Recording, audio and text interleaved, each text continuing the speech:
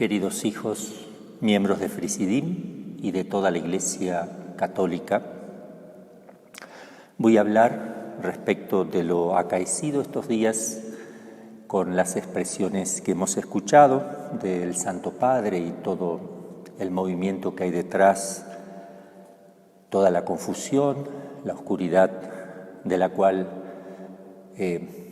estamos.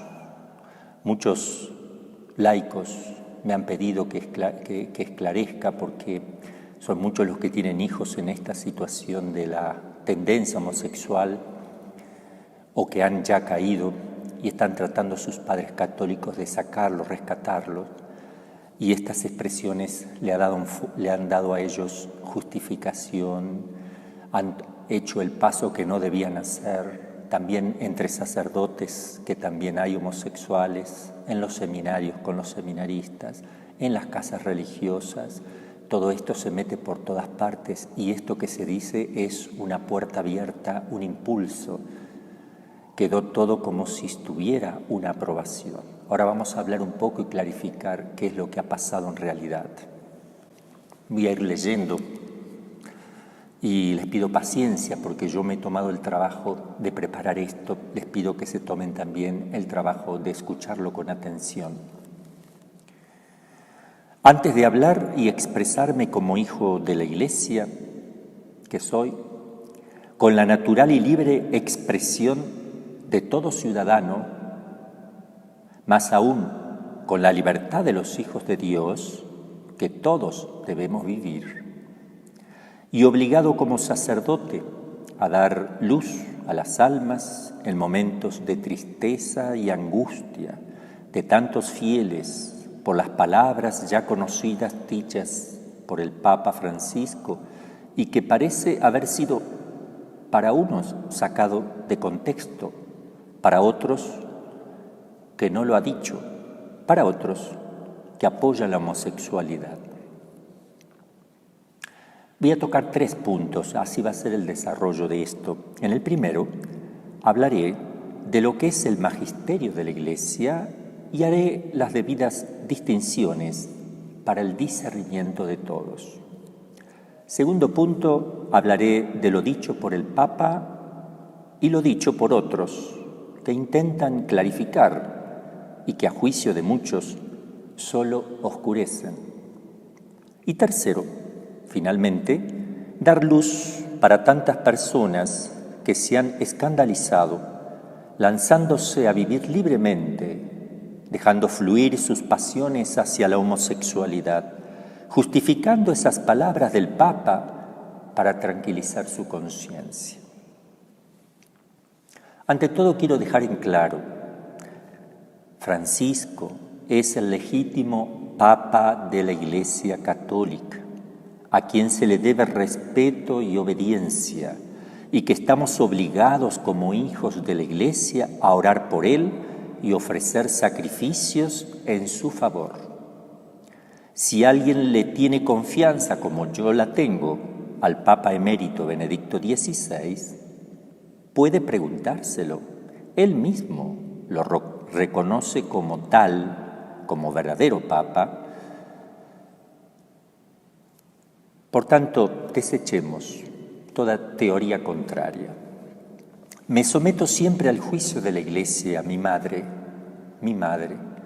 y a mis legítimos superiores, si en alguna opinión personal no queda clara la exposición o algo de lo que enseño no está bien objetivamente, según el magisterio.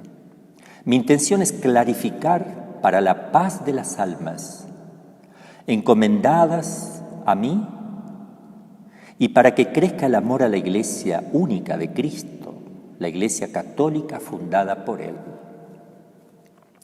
No juzgamos las intenciones de nadie, menos las intenciones ocultas del corazón de nuestro Papa, sino que estamos obligados como católicos a juzgar de los hechos externos, manifestados al exterior por las personas, con palabras y acciones, para abrazar la verdad y rechazar el error, ya que esto repercute en toda la Iglesia universal. Hechos objetivos externos, intentando siempre no distorsionar las palabras y los hechos, y las dudas, dejarlas siempre a favor de quien supuestamente no ha obrado bien en las palabras dichas, como dice la moral cristiana, indubio pro reo, ante la duda, a favor de quien ha dicho algo que no está bien, ante la duda de cosas. Si dijo el Papa Francisco cosas que no están bien, también en otras oportunidades sí dijo cosas que no están bien. Y también en otras oportunidades sí ha dicho cosas que no están bien. Pero no con la intención de enseñar en nombre de la Iglesia, sino a título personal. El Papa, además de ser el jefe supremo de la Iglesia y representarla, tiene una vida privada personal. Tiene libertad de expresión, como yo. Puede opinar personalmente lo que él crea y quiera opinar, pero siempre se debe distinguir entre opinión personal y enseñanza oficial de la Iglesia, enseñanza del magisterio. También yo, como sacerdote, enseñaré oficialmente lo que la Iglesia enseña, claro que en un nivel mucho más inferior en cuanto a la autoridad, pues soy solo sacerdote. El Papa puede decir por los medios lo que él considere. Está bien, esté bien o esté mal, pero siempre es a título personal.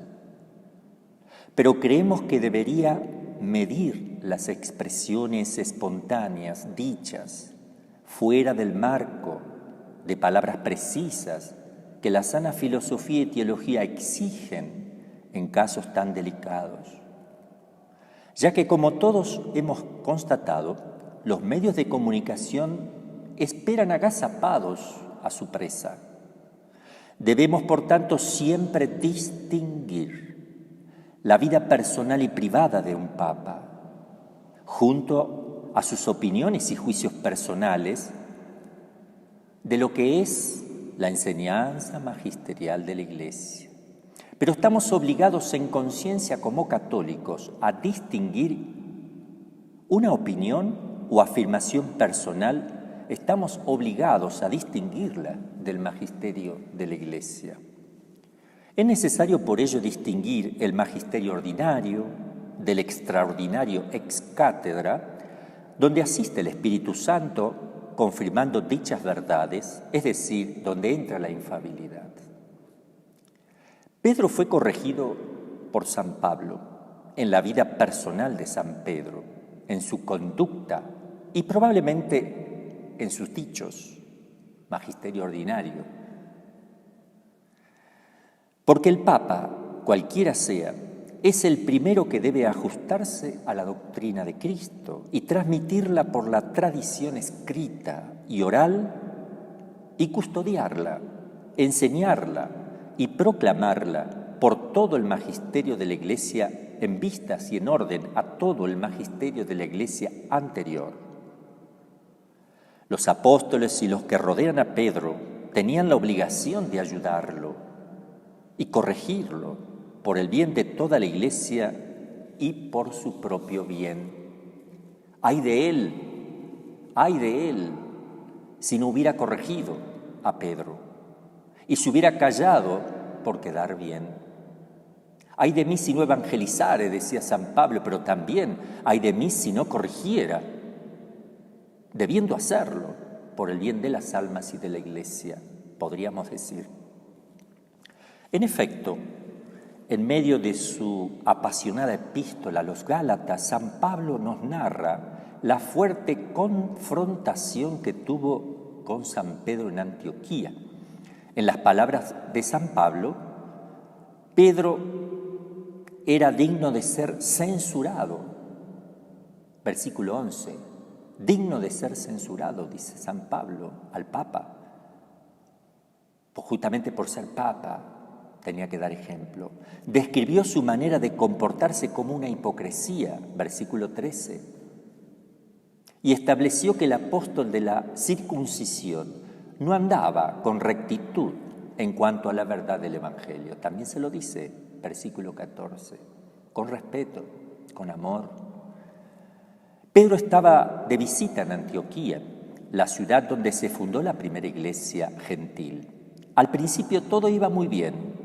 Pedro disfrutaba de comer junto a los cristianos gentiles. Comía lo que ellos comían, lo que venga, perfecto, no hay problema, no contamina la carne, la sangre de nada, contamina lo que sale del corazón del hombre. Sin embargo, cuando varios judíos llegaron al lugar, que no comen esas cosas, el apóstol empezó a retirarse y apartarse de todos para que no lo vieran comer. Como si esto fuera poco, Pedro no hacía esto solo. En su hipocresía arrastró a varios judíos a comenzar a hacer lo mismo, incluyendo a Bernabé, compañero de San Pablo. Pedro sabía que compartir los alimentos con sus hermanos gentiles, cristianos convertidos del paganismo, no tenía absolutamente nada de malo. De hecho, él mismo ya había enseñado acerca de esto. En el contexto de la situación, el acto aparentemente inocente de dejar de comer con los gentiles hacía ver como si Pedro estuviera respaldando la enseñanza de los judaizantes. Esto es muy grave. Quienes enseñaban que los cristianos tenían que vivir conforme a las costumbres judías para ser salvos, para salvarse. Claramente el incidente de Antioquía no era poca cosa. El entendimiento correcto del Evangelio estaba en juego. La fe. Tanto así que Pablo reprendió a Pedro delante de todos y le dijo: si tú siendo judío vives como los gentiles y no como los judíos, ¿por qué obligas a los gentiles a vivir como judíos? ¿Por qué Pedro actuó de esa manera? Porque tenía miedo, tenía respeto humano, respeto al que dirán, y quiso acomodarse a las circunstancias del momento, en la cultura que estaba, en el lugar en que estaba, entendiendo mal lo que es la cultura también, que tenía que llevar a esa gente al Evangelio y no dejar el Evangelio para estar con esa gente. ¿Qué es el magisterio ordinario y extraordinario?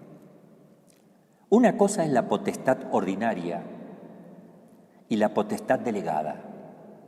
Potestad ordinaria es la que tiene el Papa desde su elección, es ordinario, y todos los obispos del mundo en su jurisdicción. Nadie debe delegarle nada, lo tiene por potestad propia. En cambio, la potestad delegada necesita que alguien que tenga la potestad ordinaria le pase este poder delegadamente. Esa es la primera distinción. Otra cosa es el magisterio ordinario y el extraordinario. El magisterio ordinario es aquel magisterio del Papa que se ejercita de ordinario, el común de todos los días. El extraordinario se ejercita en forma excepcional y en circunstancias extraordinarias. Veamos una a una. Ante todo, el magisterio extraordinario, para ilustrar, si no, no vamos a entender nada. ¿Qué es el magisterio ordinario? Definiciones dogmáticas, por ejemplo, extraconciliares, como la definición de la Inmaculada Concepción hecha por el Papa Pío IX en 1854, a través de una encíclica Ineffabilis Deus, y la asunción en cuerpo y alma al cielo de la Santísima Virgen en 1950 por Pío XII en la Munificentissimus Deus. También es magisterio extraordinario en las constituciones apostólicas, determinando materia y forma de los sacramentos. Por ejemplo, San Pío XII, respecto al orden sagrado, que hizo un cambio allí. León XIII, caso parecido, resolviendo la invalidez de las ordenaciones anglicanas. Tuvo que hacer un juicio, una doctrina extraordinaria para clarificar ese asunto. las canonizaciones de los santos, no las beatificaciones, que se puede conceptuar como acto de magisterio extraordinario, puede considerarse, no es tan unánime, por las circunstancias solemnes, extraordinarias en las que se desarrolla. En este caso de las canonizaciones, es teológicamente cierto que es infalible, según la mayoría, pero es discutido cuál es el objeto propio y primario de esa infalibilidad. En una canonización, ¿dónde cae la infalibilidad? ¿En la ejemplariedad de sus virtudes? ¿En el culto público? ¿Es infalible que se pueda hacer culto público y eso quiere Dios? ¿O que ya está en el cielo? Ese es el inconveniente. También entra dentro del magisterio extraordinario la aprobación solemne de órdenes religiosas. Estoy hablando del pasado también porque esto se daba, proponiendo a todos los fieles del mundo un camino y regla segura para la perfección, las grandes órdenes religiosas. También decretos disciplinares para toda la Iglesia universal, como las leyes del Código de Derecho Canónico, decretos litúrgicos universales siempre, etc. Ahora, en estos últimos que estoy diciendo, el objeto preciso del magisterio inefable no cae en que la ley impuesta sea la óptima y la más oportuna en liturgia, en decretos. No está diciendo que sea la óptima y la más oportuna, sino que la infalibilidad caería afirmando que no tiene nada contra la fe y costumbres lo que se está poniendo como liturgia en ese momento. Pero este último punto algunos discuten con fundamento en que estaría en el magisterio ordinario, no es tan seguro. En estos y otros puntos parecidos a los ejemplos dados, se tiene la asistencia del Espíritu Santo aquí, es decir, que obra ex cátedra el Papa, o con la infalibilidad. Debe tener la intención y la solemnidad de la definición. Y tiene que ser universal, aplicable a todos los fieles en todos los lugares del mundo, y solo en cuestiones de fe y moral, con un juicio definitivo y perentorio. Pero si en el magisterio ordinario, como por ejemplo una encíclica, aparecieran las notas de definitivo y perentorio, universal y solemne, con la intención de definir en algún punto, entonces tendríamos una definición ex cátedra en esa encíclica que es ordinaria, y por tanto infalible en la misma encíclica, en la parte definida, como sucedió con el dogma de la Inmaculada Concepción del Pío IX, en la Ineffabilis Deus, 1854. Ahora el magisterio ordinario, de todos los días, que es lo que más ahora nos preocupa para ver qué pasó. ¿Qué es el magisterio ordinario? Son muchos. Por ejemplo, las constituciones apostólicas, que en ocasiones también pueden utilizarse para algún acto de magisterio extraordinario también, como por ejemplo la definición dogmática de la Asunción de Pío XII en la Munificentissimus Deus. Alocuciones entran, las homilías, con ocasión,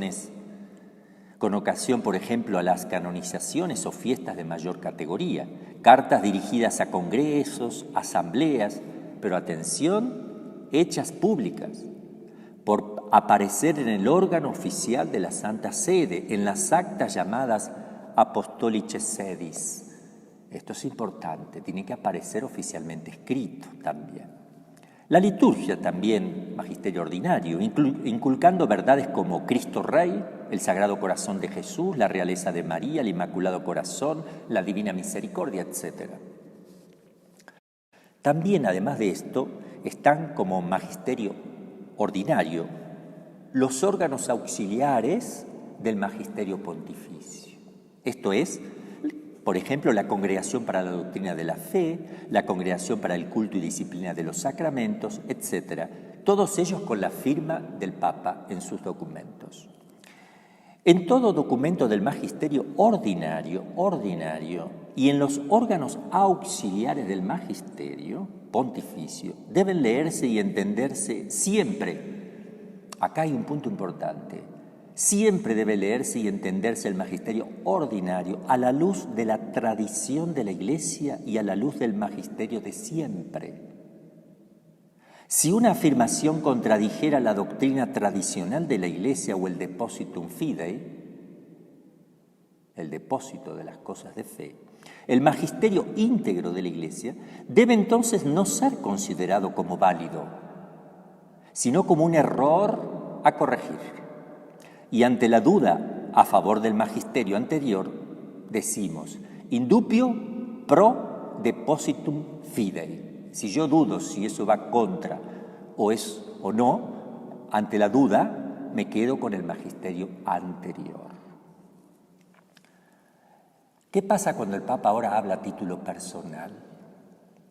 Fuera del magisterio extraordinario y ordinario, como persona privada que emite una opinión personal, incluso en algo sobre la fe y las costumbres, puede equivocarse en lo que está diciendo, incluso afirmar algo contrario a lo que enseña la Iglesia, a lo mejor sin intención, se le escapó o lo que quieran. No juzgamos las intenciones, vamos a los hechos. Cosa que luego deben salir a aclarar oficialmente desde el Vaticano. Y esta aclaración es obligatoria cuando a título personal se dice algo que crea confusión en la gente. Por eso hay que tener también cuidado cuando se dicen cosas a título personal, siendo una persona de autoridad máxima. Pero el Vaticano, Roma, debe aclarar. Y esto es obligatorio, ya que no se puede dejar a los fieles en la oscuridad el error que lleva tantos pecados después como consecuencia. En este caso, se fallaría gravemente en la función de enseñar, iluminar y clarificar si no se hace.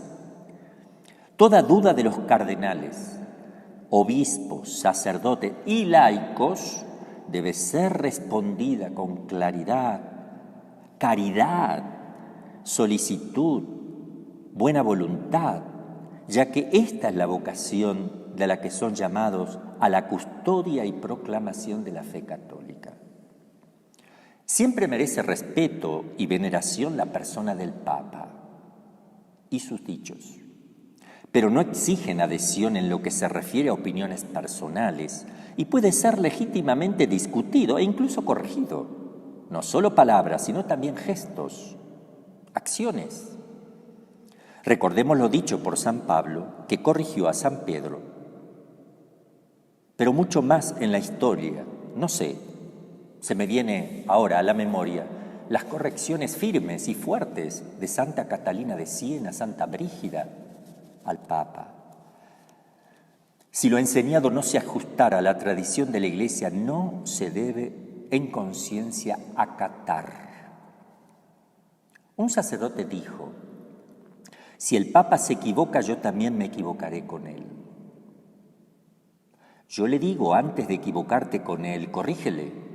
De esta manera ambos irán por el verdadero camino. A San Pablo no se le hubiera ocurrido equivocarse con San Pedro, porque su equivocación sería más grave que la de San Pedro.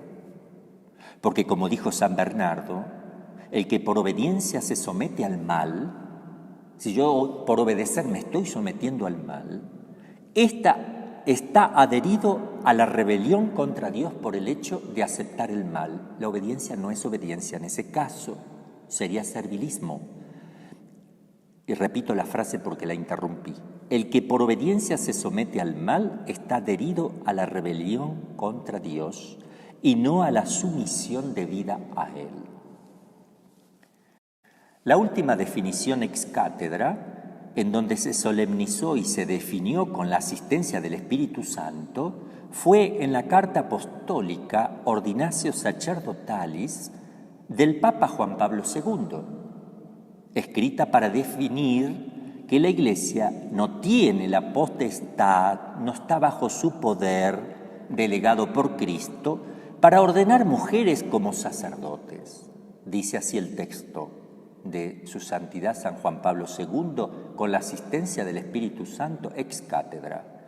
Por tanto, con el fin de alejar toda duda sobre una cuestión de gran importancia que atañe a la misma constitución divina de la Iglesia, y en virtud de mi ministerio de confirmar en la fe a los hermanos, está diciendo el propósito de confirmar en la fe, declaro que la Iglesia no tiene en modo alguno la facultad de conferir la ordenación sacerdotal a las mujeres y que este dictamen debe ser considerado como definitivo por todos los fieles de la Iglesia, definitivo y por todos. Es una definición dogmática. Ahora bien, el magisterio ordinario, el de todos los días, a través de las enseñanzas universales, incluso enseñando para toda la Iglesia, de viva voz o escritas en cartas encíclicas y documentos, se deben acatar, pero no son infalibles. No entra en lo que la Iglesia nos enseña del dogma de la infalibilidad. En el magisterio ordinario no entra eso. Se debe acatar, sin embargo, y poner en práctica. Pero ese magisterio ordinario debe verse a la luz de toda la doctrina anterior de la Iglesia, es decir, la Escritura, tradición escrita e inspirada, enseñanza de los padres de la Iglesia, ya sea oral o escrito, no inspirado canónicamente, y el magisterio, todos los documentos y enseñanzas anteriores, incluido la liturgia, que también enseña. Por tanto, si se dice algo contrario a la doctrina de la Iglesia anterior, se debe interpretar a la luz de ella, y si no concuerda, nos debemos quedar con todo el magisterio anterior en conjunto. Indubio pro ecclesia. Ante la duda de una doctrina nueva y que no condice con la anterior, incluso con la duda, me debo quedar con el magisterio anterior. Indubio pro ecclesia, me quedo con la Iglesia, con toda la doctrina de la Iglesia. Si me consta, no me queda la duda, pero me consta que no es así, me debo quedar directamente con el magisterio anterior y no debo seguir lo otro. Vamos ahora al caso concreto de las palabras emitidas por el Papa. Vamos a meternos ahora, creo que ya quedó claro, para que podamos meternos en el tema. El padre Santiago Martín, fundador de los franciscanos de María, muy querido por todos y que hace tanto bien, habló sobre el tema y él dijo esto. Pueden buscarlo en internet, padre Santiago Martín, sobre la homosexualidad. En la entrevista a la periodista mexicana, dice el padre Santiago, el Papa habría dicho, y lo lee textual, me hicieron una pregunta en el vuelo, dice el Papa, después que me dio rabia por cómo lo transmitió un medio. Yo dije, las personas homosexuales tienen derecho a estar en las familias. Los que tienen una orientación homosexual tienen derecho a estar en una familia. Y los padres tienen derecho a reconocer a ese hijo como homosexual y a esa hija como homosexual. No se puede echar de la familia a nadie, ni hacerle la vida imposible. Cuando se ve algunos signos en los chicos, habría que enviarlos al psiquiatra. Tendría que haber dicho, dice el Papa, a un profesional, me salió psiquiatra. Tienen derecho a una familia. Y esto no quiere decir aprobar los actos homosexuales, dice el Papa. Lo que tenemos que hacer es una ley de convivencia. Tienen derecho a estar cubiertos legalmente. Estas últimas palabras son incorrectas según la doctrina católica, como vamos a ver más abajo, y son además oscuras y requieren mucha luz. Dice el padre Santiago, esforzándose en un tremendo malabarismo, sin dar aclaraciones suficientes en este caso, por salvar la situación, y dice que queda en claro no habla de derecho a formar familia. Según el texto que acabamos de leer recién, no habla de que se forme en ello una familia, sino de estar en familia, queda claro. No habla de derecho a formar familia entre los homosexuales, ni dar a esas uniones ese nombre, sino que no deben ser expulsados de su familia por ser homosexuales, es lo que está diciendo el Papa, y tampoco deben ser expulsados de la Iglesia por ese motivo. Eso es lo que está diciendo. El Papa dijo eso. Pero ¿cómo lo van a expulsar de la familia si solo es una tendencia y la persona no lo dice a nadie, no lo proclama abiertamente? Tampoco se puede expulsar de la parroquia, porque si no lo dice y lo trata solo con su confesor y director espiritual, pidiendo ayuda, nadie se va a enterar. ¿Por qué expulsarlo si está buscando la gracia? Él vive así, llevando esa cruz con alegría de padecer algo por Cristo. Si lo dice y lo manifiesta a la familia y a la parroquia, deben entonces buscar un profesional y ellos mismos ayudarlos a corregir ese problema, viviendo la castidad y la vida de la gracia es la manera. Entonces todo estaría bien. Se lo debe ayudar en la familia y en la parroquia, es clarísimo, eso es así. Pero si con esto, atención, él rechazara la ayuda y siguiera las inclinaciones antinaturales, si lo proclamara y buscara fomentar eso, entonces quiere decir que no acepta las correcciones.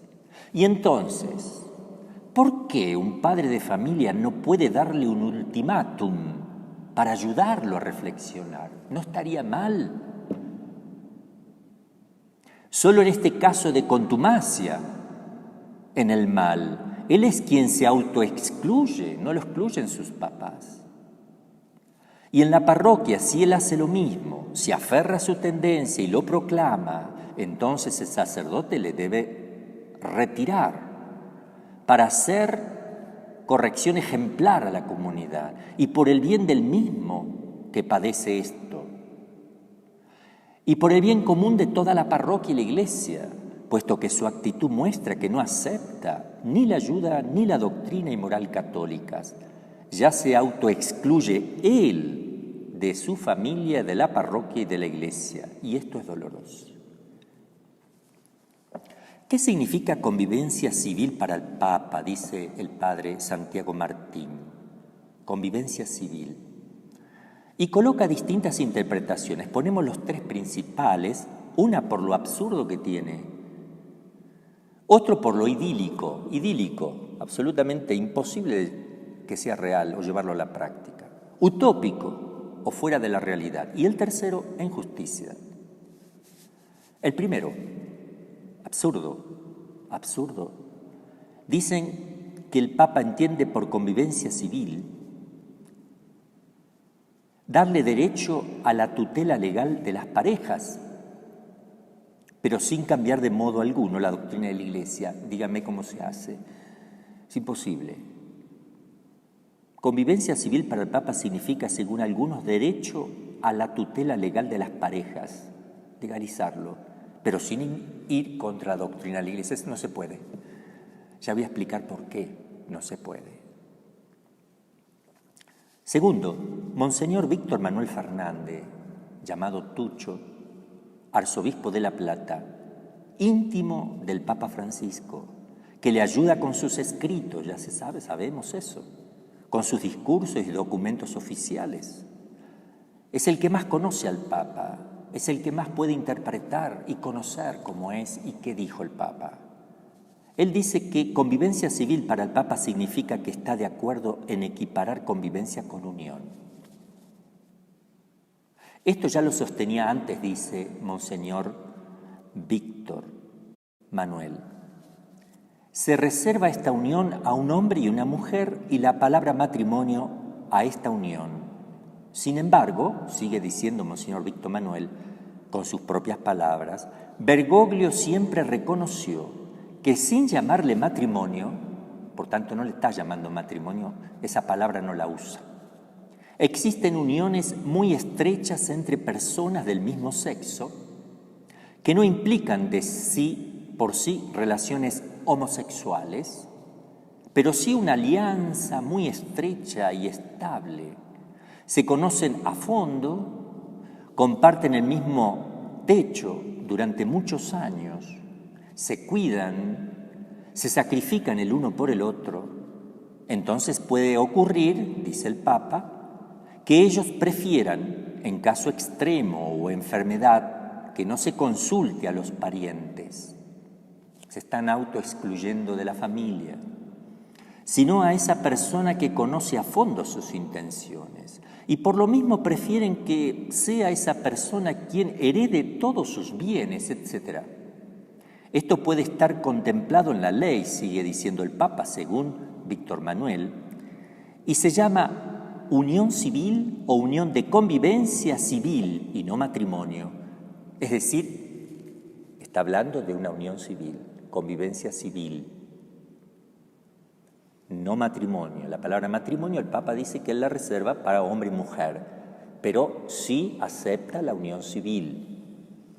Serían para nosotros, y visto objetivamente, homosexuales pintados. Vivirían como San José y la Santísima Virgen María. Bergoglio, dice Monseñor Manuel, Víctor Manuel, siempre tuvo esta opinión. Incluso años atrás hubo una discusión en el episcopado argentino donde Bergoglio defendía esto. Pero perdió, dice Monseñor Víctor Manuel, perdió. La mayoría decía que esto se iba a confundir con el matrimonio y prefirieron no innovar. Monseñor, menos mal que la Conferencia Episcopal Argentina lo rechazó. Hizo lo que debía hacer, aunque Monseñor Bergoglio haya sido el arzobispo de Buenos Aires y presidente de la Conferencia Episcopal. La Conferencia Episcopal hizo lo que debía hacer, estaba obligada a hacer lo que hizo. Jesús nos enseña en este caso a decir: somos siervos inútiles, solo hacemos lo que debemos hacer. El tema es: ¿son amigos entre sí el hombre con el hombre y la mujer con la mujer? Si son amigos, ¿por qué legislar? No se legisla a los amigos. Ahí está mal. Si no son amigos, ¿qué son? Si un varón tiene tendencias afectivas hacia otro, debe luchar por no ceder a ese desorden. Cuando digo otro es del mismo sexo, porque es un desorden contra natura. El desorden mismo afectivo es contra natura si yo lo acepto. Es desorden contra natura incluso si no hay sodomía o relaciones anales contra natura. Porque es contra natura ese sentimiento aceptado y esa conducta de atrincherarse imitando la familia. Porque es ponerse en ocasión de pecado grave, y eso ya es pecado si se hace voluntariamente. No ponerse en ocasión de pecado nos enseña el catecismo, porque ya es pecado. Ese desarreglo afectivo contra natura es algo dañino para la persona, porque es contra natura. Ese desarreglo no es amor, son los afectos, pasiones, emociones y sentimientos descontrolados. No lo podemos legalizar. Ese es el inicio de una perdición de una persona, porque el hecho de legislar significa una aprobación a la tendencia contra natura, como algo natural ilícito. Pero además, ¿van a vivir como María y San José? Si no pueden y no quieren trabajar los desarreglos afectivos contra natura, ¿qué es lo menos? Esto es lo menos. Luchar contra los desarreglos afectivos. ¿Van a ser castos y puros entre ellos, qué es lo más? Repito esto, si no pueden y no quieren trabajar los desarreglos afectivos contra natura, qué es lo menos, ¿van a ser castos y puros entre ellos, qué es lo más? Ya no son castos y puros, si no trabajan ese desorden y no lo rechazan, ya no lo son. Justamente el hombre se va a contener y ser virtuoso en una relación de desarreglo afectivo contra natura. Esa tendencia no es amor, es un desarreglo, es un egoísmo pasional siempre que lleva a la depravación. ¿Cómo entonces legislarlo? ¿Cómo legislarlo? Habla Monseñor Bergoglio en ese tiempo y es lo que ahora, a mi juicio, quiso decir nuevamente el Papa. Tiene la misma idea y por eso la cosa fue confusa. Es lo que podemos entender. Y es opinable, pero más que opinable es desechable, según la doctrina de la Iglesia, como leeremos luego, que va en contra de eso. Va contra las costumbres de la Iglesia, por algo no lo aceptó la Conferencia Episcopal Argentina. Se habla de estabilidad en esa relación. ¿Cómo van a ser estables? Si ya se unieron por inestabilidad grave contra natura y le piden que van a ser, dice que es estable, ¿cómo puede ser eso? Se habla de compartir el mismo techo durante muchos años. Así se dice del matrimonio estable y natural. Son expresiones peligrosas. Se habla de cuidarse. Así dicen cuando utilizan anticonceptivos y en sus relaciones pecaminosas. Esto no queda claro. Se están autodestruyendo como seres humanos, como personas, y se están quedando sin familia, que era lo que se estaba defendiendo, y no van a entrar al cielo. Como dice San Pablo en Timoteo, los homosexuales no entrarán. Eso es lo principal que tenemos que cuidar y salvar a las almas, a toda costa salvar almas. Es la misión de la Iglesia, bautizar a todo el mundo.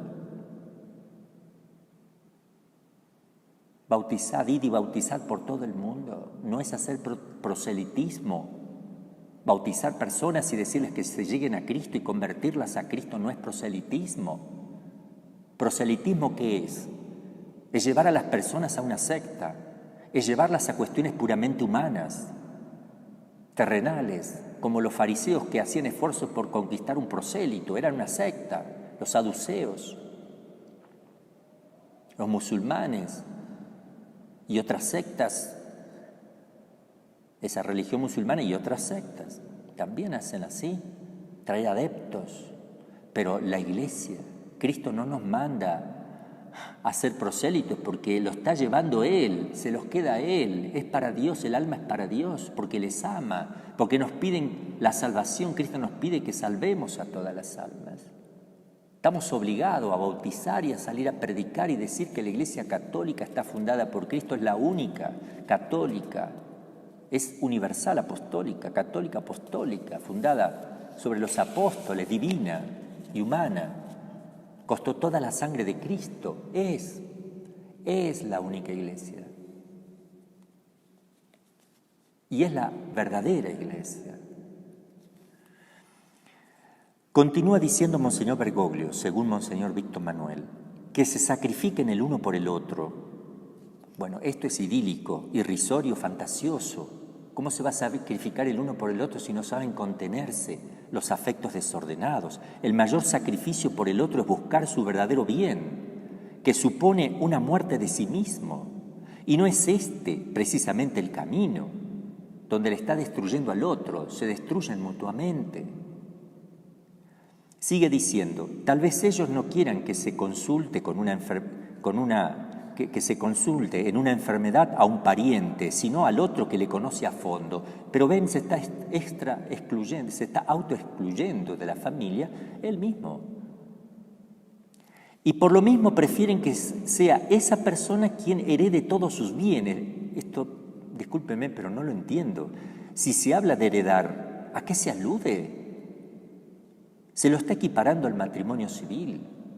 Y se remacha claramente diciendo, esto puede estar contemplado en la ley y se llama, diría Bergoglio según Víctor Manuel, se llama unión civil o unión de convivencia civil. y no matrimonio, pero una ley de convivencia civil que avale y le dé cobertura al pecado, y lo está pidiendo la Iglesia, a título personal, Francisco, ¿verdad? Por tanto, lo que llamamos matrimonio civil sería eso. Y dice Monseñor Víctor Manuel, Bergoglio siempre tuvo esta opinión. Por último, el padre Santiago Martín pone otro testimonio para que se vea que el Papa, en ese momento histórico, no aceptaba la unión homosexual ni los actos homosexuales, como tampoco el que se llamen propiamente familia y matrimonio. Se trata de una carta donde el Papa escribió a unas religiosas hablando contra el matrimonio homosexual, que son claras palabras doctrinales. Yo las leí, ahí la pone Monseñor Víctor. Sí, dice que no se le puede llamar matrimonio homosexual y que el único matrimonio es entre un hombre y una mujer. Pero no se trata de eso, se trata del matrimonio civil o legalizado civilmente y dándole cobertura social. Hasta aquí el padre Santiago Martín con algunos comentarios nuestros. Ahora, ¿qué dijo el Papa realmente en la entrevista que se ha escuchado? Que es innegable que haya dicho estas palabras, es innegable. Las vamos a transcribir para analizarlas.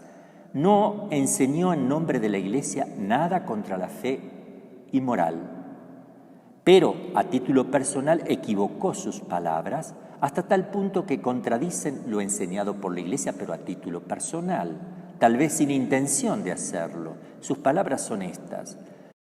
Cuando el director le pregunta si un homosexual del documental puede llevar a sus hijos a la iglesia, responde, aunque el texto sea cortado, las palabras están. Y voy a analizar las palabras que vienen con el contexto de lo que acaba de decir Monseñor Víctor Manuel.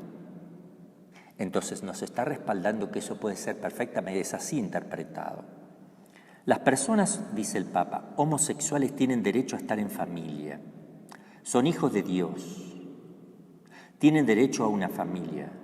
No se puede echar de una familia a nadie, ni hacerle la vida imposible por eso. Lo que tenemos que hacer es una ley de convivencia civil. Tienen derecho a estar cubiertos legalmente. Primero, tienen derecho a estar en familia. Es obvio. Si se refiere a la familia natural en la que ha nacido, a no ser que en lugar de luchar con eso en la familia y pedir ayuda como corresponde a sus papás, él se rebele contra los padres y escandalice a sus hermanos, parientes, amigos y vecinos, porque los papás tendrán obligación de hacer algo correctivo que manifieste claramente su compromiso como católicos. Y si fuera necesario, porque no hay alternativa, debería pedirle el retiro de su hogar. Y más aún, jamás los papás deben recibir la pareja de su hijo homosexual para que habite en su techo, porque hizo facto, por ese hecho mismo, caerían ellos, los papás, en complicidad, escándalo y mal ejemplo para todos. Mucho más vale esto para las parroquias. Sigue diciendo aquí otro análisis del Papa, son hijos de Dios, no todos. Eso hay que aclarar. Todos somos criaturas amadas por Dios, pero no todos somos hijos de Dios. Para ser hijos de Dios se debe recibir el bautismo, que según nuestra doctrina católica es lo que nos hace hijos de Dios por adopción, por medio del cual participamos de la misma naturaleza divina, somos familia de Dios y tenemos como herencia la vida eterna si nos bautizamos. Por eso la urgencia de Cristo de que bauticemos. Otra afirmación, no se puede echar de la familia a nadie. Bueno, depende cada caso y circunstancias. A veces cuando el amor es muy grande y verdadero de los padres, se debe tomar medidas duras y difíciles, para ellos también, buscando siempre el bien de los hijos. El permisivismo no es católico, es decir, el permitir cualquier inmoralidad. Otra expresión, ni hacerle la vida imposible por eso. Acá hay una aclaración. Decir la verdad es para muchos hacerle la vida imposible. No podemos callar la verdad, aunque para ellos sea vida imposible, porque la situación la está buscando Él. Cristo con la verdad trajo la división. No he venido a traer la paz sino la división. Decir la verdad le hizo a Cristo la vida imposible ante los fariseos, saduceos, sumos sacerdotes. Les hacía, Cristo la vida imposible a ellos, doctores de la ley, sumos pontífices, por decir la verdad, hasta tal punto que lo mataron. Entonces, claro que le va a hacer la vida imposible estando en la casa cuando los papás quieren ayudarlo y él no quiere. Si él quiere, entonces para él no será la vida imposible, sino muy hermosa, porque está aceptando la ayuda de los papás. En cambio, se hace imposible en el momento que la persona homosexual no acepta, enfrenta a los papás, se le hace imposible. Entonces no son culpables los papás porque al hijo se le hace la vida imposible, sino la culpa es de él. Esto quede claro también. Lo que tenemos que hacer es una ley de convivencia civil, dice el Papa en la declaración. A ver, la ley natural ya está. La ley de convivencia, como la entiende Bergoglio y rechazó la Conferencia Episcopal Argentina en su momento, es contraria a la ley natural desde el momento que no se lucha por la tendencia antinatural y así se pone en ocasión de pecado mortal. Algo que jamás en la historia de la Iglesia se le habría ocurrido a un católico, menos a la autoridad. Aclaramos que si una persona tiene desarreglos afectivos y tendencias hacia otro del mismo sexo, aunque digan no practicar el sexo desordenado, o si milagrosamente se pudiera, el hecho de aceptar esa tendencia y no luchar contra ella sería ya aceptar tendencias contra natura. Eso es un pecado también, puesto que la ley natural no solo indica en la conciencia que ello está mal, sino que la naturaleza no perdona. Decir esto y proponer legalizarlo es estimular a tantos miles y miles de personas que estaban en la lucha y que esto los lanza al mar de cabeza. Muchos papás quedaron muy mal con esto porque fue un abrir una puerta que luego de tanta lucha con sus hijos han abandonado la cesis y se han ido al precipicio. Dar este paso en el supuesto caso milagroso de no tocarse con su igual, ya lo pone voluntariamente en ocasión próxima del pecado, por la situación en que viven, y eso es ya un pecado. Esto también es un paso para casos no solo de laicos, sino de sacerdotes con inclinaciones homosexuales o ya practicando, religiosas, obispos. Podemos imaginarnos lo que podría generarse en los seminarios hablando de esa unión protegida civilmente, donde se dan rienda suelta a los efectos desordenados. No, un afecto desordenado no termina ordenado, termina destruyendo todo afecto desordenado, aceptado, destruye. ¿Qué pasaría en los seminarios después de lo que ya está pasando? En los cuarteles militares, en los conventos, una amistad particular, única y exclusiva de afectos desordenados sin control que llevan al egoísmo de utilizar al otro para satisfacerse a sí mismo. Nunca un afecto desordenado te llevará a la castidad, a la virtud, sino que te llevará a lo peor. Decir lo contrario es desconocer la naturaleza humana. Finalmente, tienen derecho a estar cubiertos legalmente. No se puede legalizar lo que es contra natura. O son amigos que no hay problema, o se unen por tendencia contra natura. Monseñor Bergoglio, tiempo atrás, no manifestaba aprobar la homosexualidad ni los actos homosexuales, esto quede claro, como escribió en una carta a las religiosas. Pero sus expresiones últimas fueron ambiguas, como la propuesta dada a la Conferencia Episcopal, e incorrectas, y tiene una teoría personal en el ámbito privado que es inadmisible y, a nuestro parecer, fuera de la costumbre católica.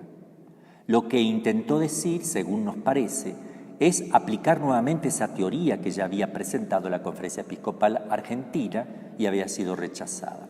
El cardenal Müller ha hablado también de hechos objetivos. También habló Monseñor Schneider de estos hechos objetivos y otros cardenales y obispos. Yo me sumo a ellos con un pequeño granito de arena para ayudar a clarificar. Otros que quisieron aclarar han confundido mucho más las cosas y no han llevado paz a los fieles, formados doctrinalmente, e incluso aquellos que son débiles se han escandalizado. Pero espero que a mí no me pase lo mismo al tratar de clarificar ahora. Los errores del Papa, sea Francisco o cualquier Papa, en el pasado o en el futuro, en cuestiones personales o en afirmaciones a través de documentos no ex cátedra, te involucran y te comprometen a rezar más y más por él. La clara y firme corrección de San Pablo a San Pedro, primer Papa, las correcciones que hicieron a los papas tantas personas santas en la historia, mi condición de ministro de la Iglesia y como fiel católico me obliga, en conciencia, a hacer una corrección fraterna y a esclarecer el camino de los fieles, puesto que el que calla otorga. El error de Pedro fue error y no enseñanza de la Iglesia. Fue una postura personal. Y si San Pablo hubiera callado, hubiera otorgado el error, el pecado, y hubiera pecado más gravemente aún. Mi intención es ayudar a los desconsolados y tristes, los que esperan respuestas y aclaraciones. Pero nadie se las da oficialmente, al menos por el momento, con claridad. Muchas personas se han turbado, entristecido y hasta escandalizado. Es necesario aclarar que la aclaración debe ser siempre luminosa y precisa, pero no arrojar mayor confusión. ¿Qué dice la Iglesia Católica respecto de esto y de las uniones sentimentales, aunque no haya relación sexual o antinatural? Solo con la tendencia aceptada. ¿Qué dice? ¿Y qué dice respecto de estas cosas? Escuchemos a la Iglesia misma, la Iglesia de siempre, en este caso el Catecismo de la Iglesia Católica. Antes de leer le voy a decir esto. El que solo padece una tendencia afectiva o algún pensamiento que se dirija al mismo sexo, no es un homosexual, no es homosexual. Es una persona que necesita ayuda para corregir esas tendencias antinaturales.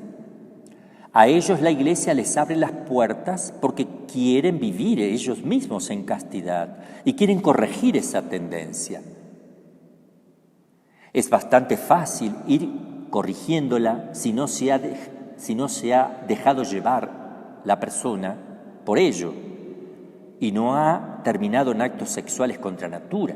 Es fácil si no termina en eso. Ayuda a la vida cristiana y la familia cristiana que ellos practican en su hogar. No es bueno que ese joven manifieste públicamente ese problema, sino solo con los papás, su confesor o un profesional. De lo contrario, crearía él una atmósfera incómoda para él y los que le rodean, en donde se encuentre. Entra dentro del pudor, eso no se dice. Dice el Catecismo entonces para estas personas que no practican, sino que tienen solo la tendencia, no se le debe llamar homosexual.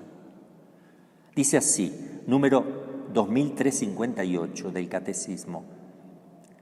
Un número apreciable de hombres y mujeres presentan tendencias homosexuales profundamente arraigados.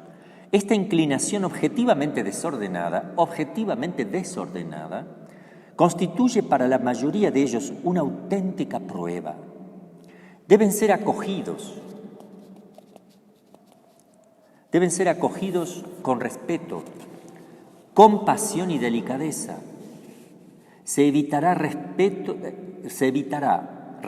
a ellos todo signo de discriminación injusta. Estas personas están llamadas a realizar la voluntad de Dios en sus vidas y si son cristianas, a unir el sacrificio de la cruz del Señor, las dificultades que pueden encontrar a causa de su condición. Sigo con el número 2359. Las personas homosexuales están llamadas a la castidad. ¿Por qué no les decimos esto antes de hablar de legalizarlos? Eso lo digo yo. Antes de hablar de legalizarlos, ¿por qué no les decimos que están obligados a vivir la castidad si son católicos y si quieren ir al cielo? Eso es muy alentador para ellos, es muy claro. Es la enseñanza de Jesús y de la tradición de la Iglesia. Mediante virtudes de dominio, sigue el catecismo, mediante virtudes de dominio de sí mismo que eduquen la libertad interior y a veces mediante el apoyo de una amistad desinteresada, de la oración y la gracia sacramental, pueden y deben acercarse gradual y resueltamente a la perfección cristiana. Hasta ahí lea el catecismo. Comento yo. El homosexual, cuando un joven cede a ese desorden, se le llama homosexual porque está cediendo a ello y comienza a practicar sexo contra natura con otros del mismo sexo. Esto agrava la situación de arreglo, pero es posible también salir de esta situación. Si esa persona se arrepiente y quiere vivir correctamente, ya no se le debe considerar homosexual porque ya no lo quiere. Es como el ladrón, cuando el ladrón roba, mientras roba es ladrón, pero si el ladrón se arrepiente y no roba, ya no es ladrón. El homosexual que incluso está practicando y deja eso y empieza a trabajar la virtud, ya no es un homosexual. Porque está viviendo en gracia y está poniendo todos los medios para no volver a ello. Los méritos delante de Dios y la paz del corazón son muy grandes en este caso. A ellos la Iglesia también les abre las puertas y los papás también, cuando se arrepienten de corazón y cambian de vida. Deben aceptarle los papás. Pero aquel que no lo quiere dejar al pecado, el homosexual que quiere seguir pecando, la Iglesia no lo puede ayudar. Ni sus papás, ni los profesionales, y más aún, si lo promueve y lo convierte en instrumento de ideología, a eso llamamos homosexualidad, la promoción de eso, menos aún se le podrá ayudar, porque él mismo se está excluyendo de todo tipo de ayuda y de la Iglesia y de Dios. Entonces sí se llama homosexual, y por practicar el sexo y seguir voluntariamente la tendencia, promoviendo eso en público o en privado, se le llama homosexualidad, que es lo que se señala que es intrínsecamente perverso. La promoción de eso y la vida de eso aceptada, las dos cosas, son intrínsecamente perversas y son lo que San Pablo dice que no heredarán la vida eterna. 1 Timoteo 1, 9 al 11. Es decir, San Pablo dice eso, lo del que practica la homosexualidad y de los que la promueven. ¿Qué es la homosexualidad? ¿Qué dice el catecismo? Voy a citar el 2357 del catecismo. Dice así: la homosexualidad designa las relaciones entre hombres o mujeres que experimentan una atracción sexual exclusiva o predominante hacia personas del mismo sexo. Reviste formas muy variadas a través de los siglos y las culturas. Su origen psíquico permanece en gran medida inexplicado. Apoyándose en la Sagrada Escritura, que los presenta como depravaciones graves, los textos Génesis 19, 1, 29, Romano 1, 24, 27, 1 Colosenses 6, 10, 1 Timoteo 1, 10, la tradición ha declarado siempre que los actos homosexuales son intrínsecamente desordenados, dice el catecismo. Apoyándose en estos textos, sigue el catecismo. Los actos homosexuales son intrínsecamente desordenados, son contrarios a la ley natural, cierran el acto sexual al don de la vida, no proceden de una verdadera complementariedad afectivo y sexual, no pueden recibir aprobación en ningún caso.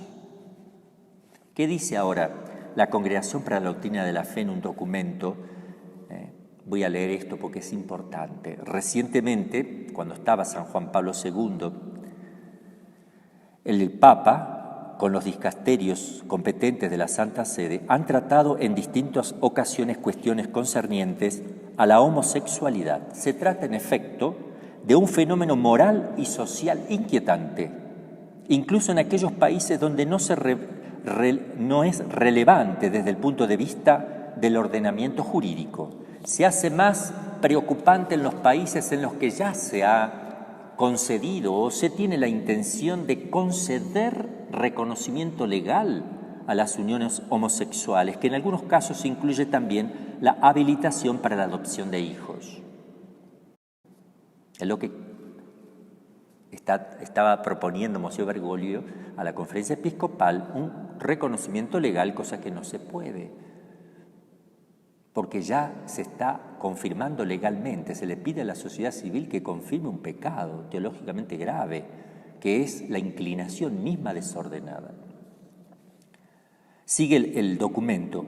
No existe ningún fundamento para asimilar o establecer analogías, ni siquiera remotas, entre las uniones homosexuales y el designio de Dios sobre el matrimonio y la familia. El matrimonio es santo, mientras que las relaciones homosexuales contrastan con la ley moral natural. Los actos homosexuales, en efecto, cierran el acto sexual al don de la vida, no proceden de una verdadera complementariedad afectivo-sexual. En las Sagradas, y pone lo de las Sagradas Escrituras, lo que yo ya les he leído.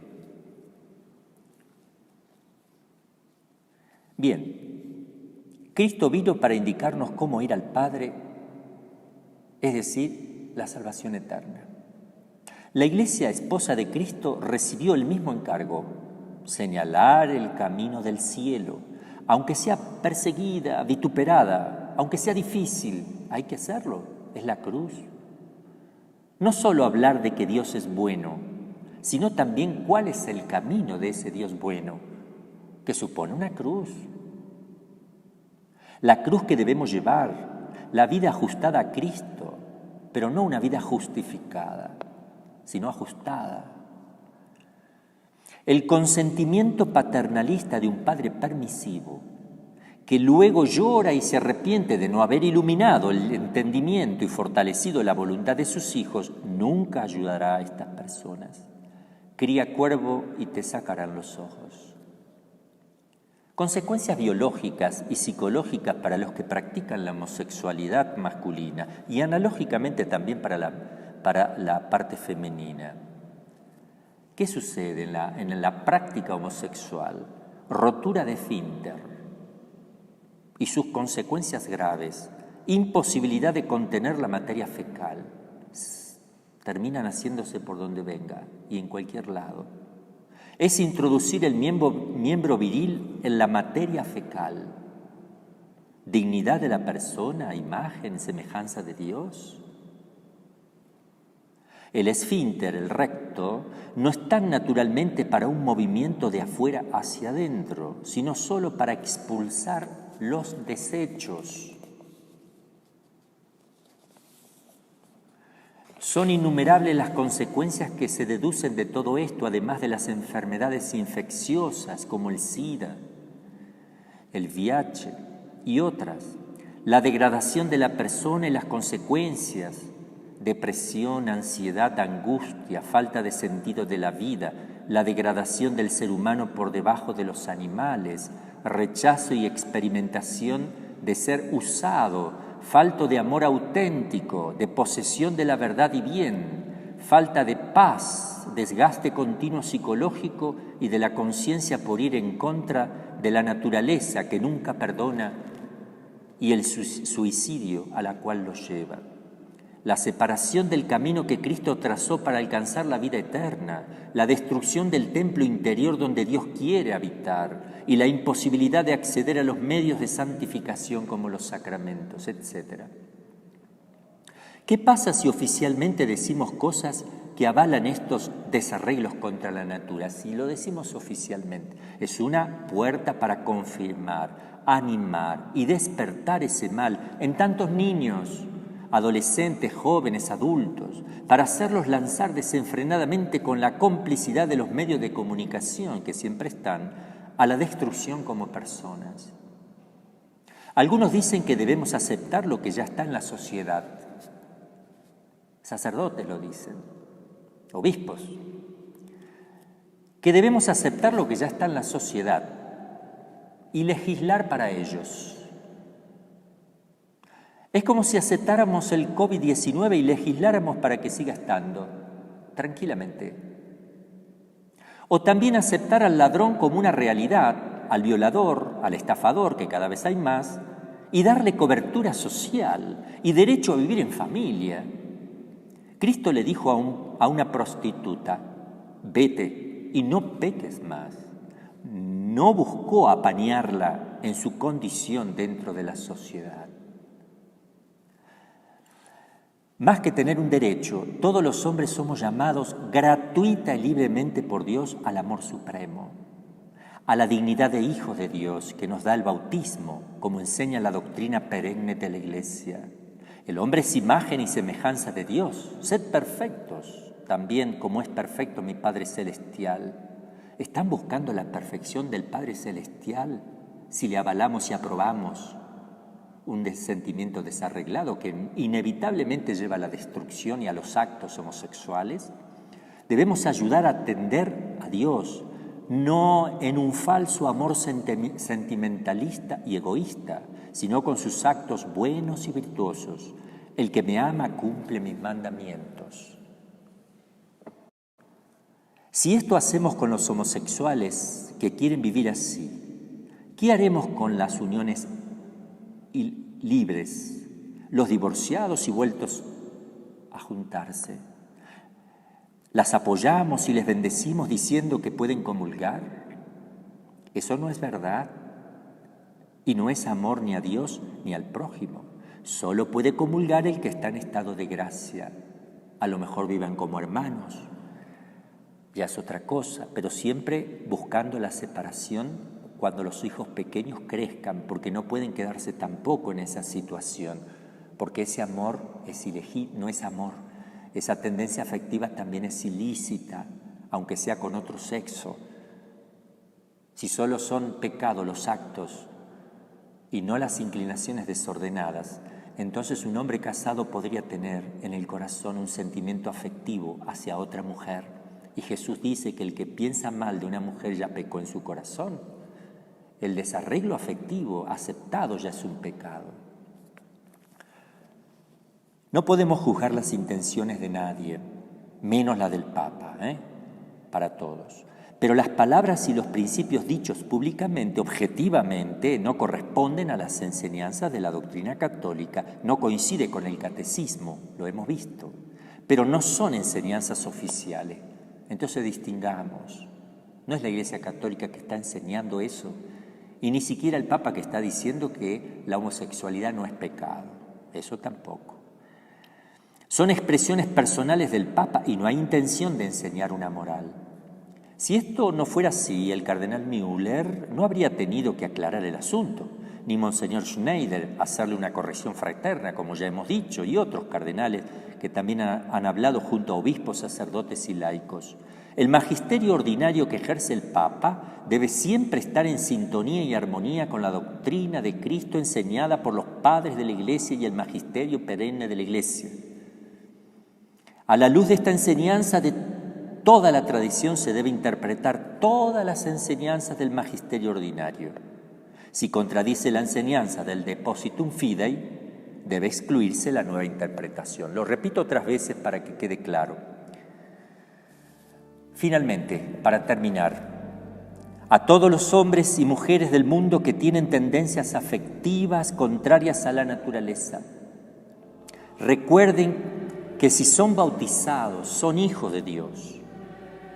Y si viven en gracia de Dios, habitan ustedes la Santísima Trinidad. Son imagen y semejanza de Dios, no por tener inclinación desordenada, sino por ser personas bautizadas y vivir en gracia. Esa inclinación, mientras no se consienta la mera inclinación y se luche contra ella, es un medio de santificación como tantos otros. Se puede trabajar con ayuda del director espiritual y con la ayuda de un profesional. No proclamen, queridos hijos, su situación públicamente. Al que está padeciendo esto, no lo publique, a no ser que sean modelos y ejemplos por haber salido de esa situación, como hay tantos que dan testimonio de haber salido. Para eso sí, para estimular al bien, a la verdad, a la santidad. Piensen en la dignidad humana, a dónde somos llamados a estar. Piensen en la vida eterna. luchen siempre. Deben luchar todos siempre y en toda esta vida.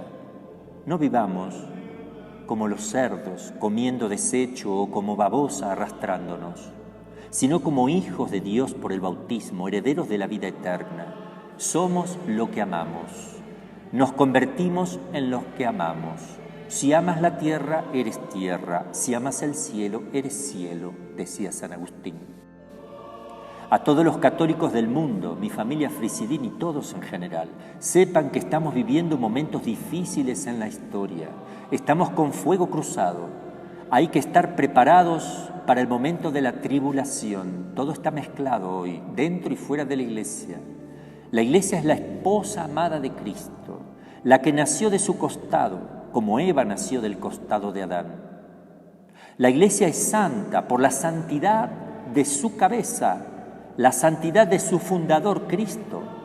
Tiene una realidad divina y humana.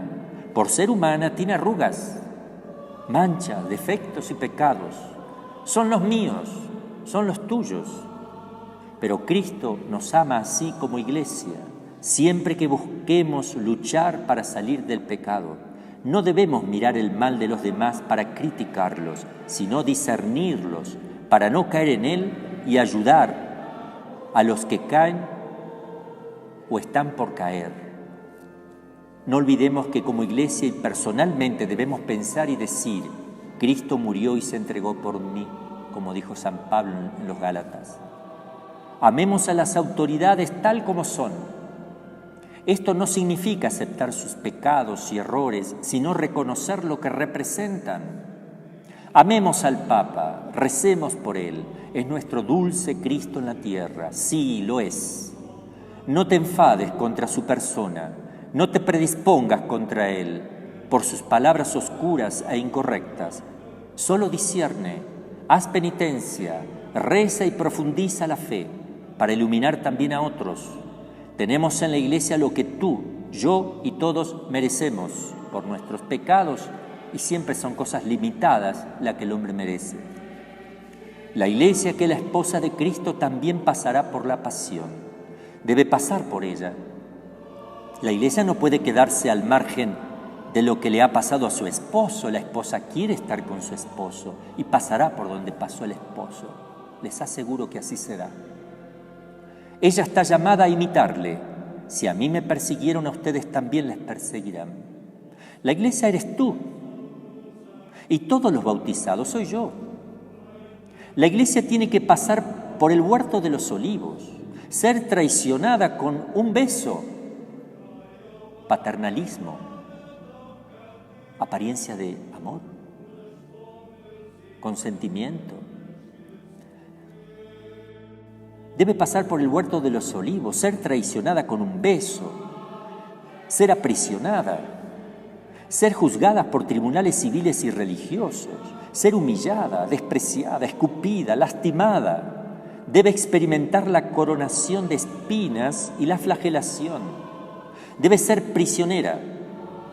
Debe llevar la cruz de todos y caer 3 veces y ser atravesada con 3 clavos, levantada en alto y ser considerada maldita, vituperada, humillada y despreciada, hasta tal punto que no parezca sino un gusano, como su divino esposo.